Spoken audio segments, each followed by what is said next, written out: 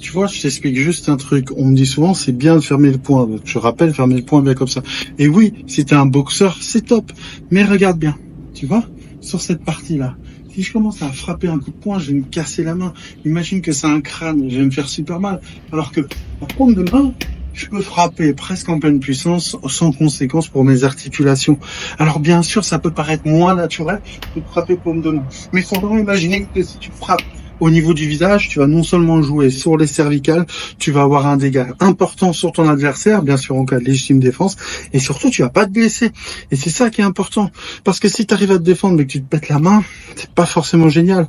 Alors que regarde bien, tu fermes ta main, tu te mets en position de garde aiguisée ici, tu peux frapper très facilement avec énormément de puissance avec la paume de main. C'est pour ça que je t'invite à plutôt privilégier la paume de main. Mais bien sûr, dans certains cas, comme frapper dans la gorge, le poing peut être super intéressant. Si tu veux des tutos tous les jours pour apprendre à te défendre, tu sais ce qu'il te reste à faire.